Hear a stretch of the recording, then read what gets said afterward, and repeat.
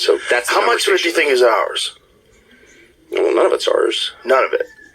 Well, I don't know. I mean, clearly, the U.S. government is huge. It's the largest human organization. I think there are 2 million federal employees and another 10 million federal contractors, so who are effectively government employees but don't have civil service protection, for example.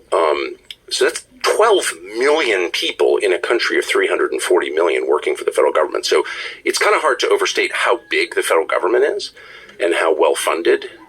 And so to say the government this, the government that, no, of course, it's people within the government. But yeah, they're working on all kinds of things, obviously, that are classified.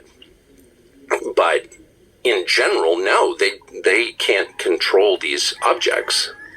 So, no, it's not American technology. Well, or Russian or Chinese. It predates, all of that. Well, some of it does, right? Like, for sure, the Kenneth Arnold sightings, that was really early on. That was like the early 1950s. He was seeing these flying saucers, these discs that were moving over mountains. Well, right. I mean, the prophet Ezekiel writes about it in the first chapter, Wheels in the Sky. Yeah, that's a crazy one.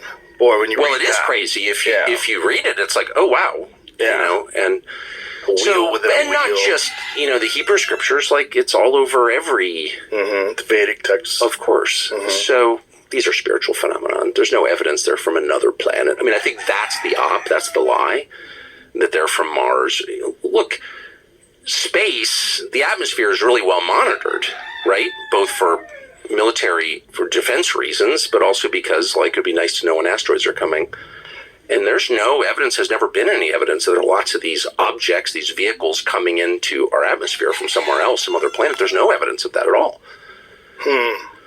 So they're from here, and they've been here for thousands of years, whatever they are. And it's pretty clear to me that they're spiritual entities, whatever that means. They're supernatural, and which is to say, supernatural means above the natural, above the observable nature.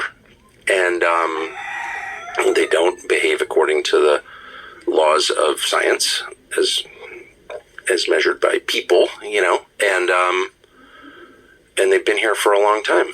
And there's a ton of evidence they're under the ocean and under the ground. So, like, with that fact set, what do you conclude? When did you